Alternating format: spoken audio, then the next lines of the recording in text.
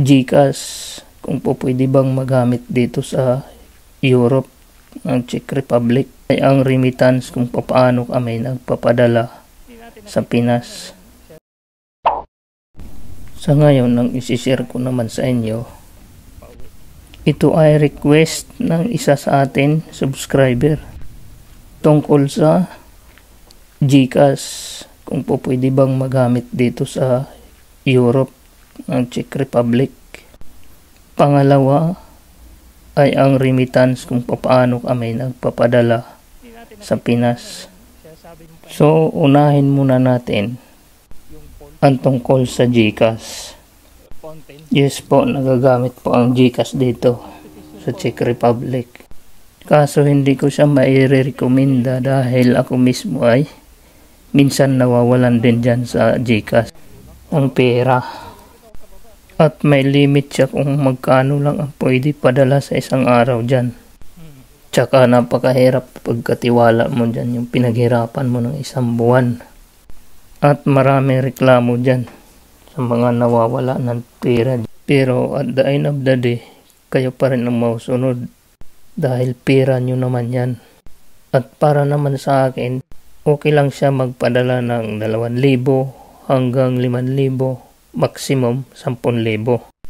Pero pag lumagpas na dyan, hindi ko na siya recommended kasi nga pag nagka-problema, paano kayo makakapag-reklamo at lalong-lalo na at nandito kayo sa Czech Republic. At kahit nga nasa Pinas ka, pahirapan mo pa yan may recover. Di ko rin masisi yung mga tumantakilik dyan kasi nga friendly user siya at less hassle na kahit saan ka man nakatayo ay pwede ka makapag-send ng pera ng ura-urada. As long as na malakas ang data mo or signal ng internet, goods na yan. At ang pangalawa ay ang money remittance kung paano kami nagpapadala dyan ng pera sa Pinas. Well, bago yan, isishare ko muna ang tungkol sa experience ko sa Saudi Arabia pagtungkol sa remittance. Tsaka maganda rin yung merong ka na ikukumpara na lugar sa isa pang lugar.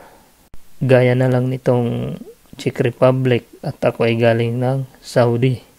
At ang topic naman natin ay hindi naman nalalayo sa remittance, kaya okay lang yun. Way back 2013 until 2020, nung ako'y nagtatrabaho doon sa Saudi Arabia. Ang pagkakaiba ng manual remittance at online remittance ay mayroon siyang advantage at disadvantage. So, unahin muna natin ang mga advantage. Una, malaki ang palitan kaysa sa online. Kaso nga lang kumakain siya ng oras dahil kadalasan mahaba ang pila. Pangalawa, makakapagpadala ka sa Saudi ng hanggang 500,000 kapag sa remittance ka magpadala. Kasi nga, pag lumampas na dyan ng 500,000, questionable na siya dahil money laundering ng kalabasan dyan. At ang remittance doon ay gaya ng Tilimani, Injas, at Pauri.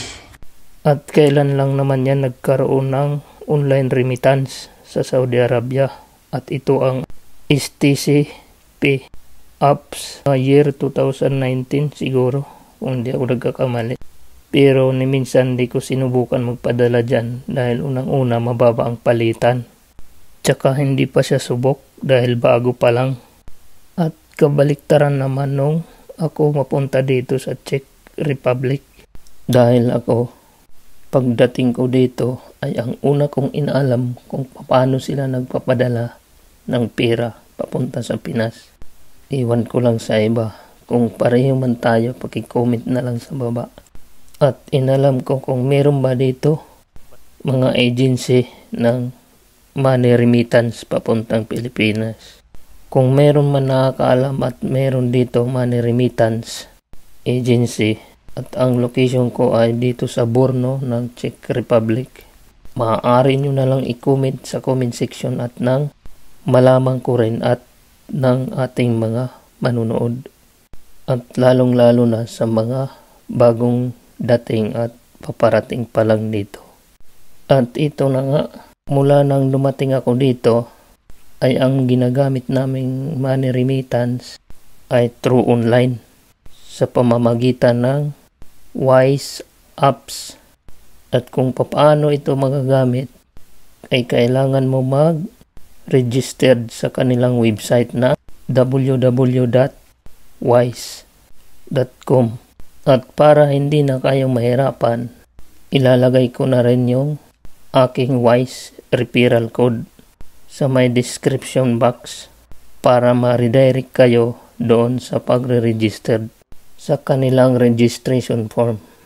At once na successfully registered ka na sa kanilang website, ay pwede mo na ito ma-open sa Wise application. At para naman sa mga iPhone user, maaari mo siya ma-download sa Apple Store. At para naman doon sa mga Android user, ma-download mo siya doon sa Play Store. Siya nga pala, pag kayo ay nag-register through referral code, mapa-referral code ko man o referral code ng kaibigan mo, ang unang padala mo ay free of charge. At isishare ko na rin yung unang experience ko sa pagpapadala. Baka maranasan nyo rin to. Medyo nakakaba kasi sa unang pagpapadala ko through online ay umabot siya ng 2 araw. Kaya kinabahan ako. Okay lang yun dahil sa umpisa lang yun. Pero sa mga susunod mo na pagpapadala ay mabilis na lang. 30 minutes to 1 hour marireceive na doon sa Pinas. At paalala lang, huwag na huwag kayong magka-cancel once na nag-send na kayo ng pera. Dahil matagal ito bago ma-refund, umaabot siya ng 7 days to 15 days. Working days pa yun.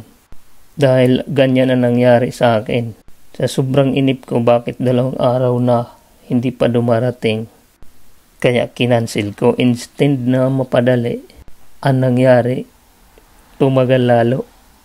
At may tips ako para makatulong na rin sa inyo.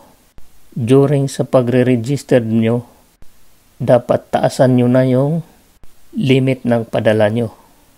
Huwag nyo nang ibase sa sinasahod nyo sa per month at sa 1 taon. Para hindi kayo matulad sa akin na may limit ang pagpapadala. Ang naipapadala ko lang maximum 20,000 sa pera dito per send. Sayang din yung charge. Kung pwede naman 50,000 1 send lang. Di ko lang alam kung pwede pang baguhin. At yun, hanggang dito na lang. Maraming salamat sa nag-request ng content na to. Sana makatulong. Shout out sa iyo at ingat. Hanggang sa susunod na video. Alers.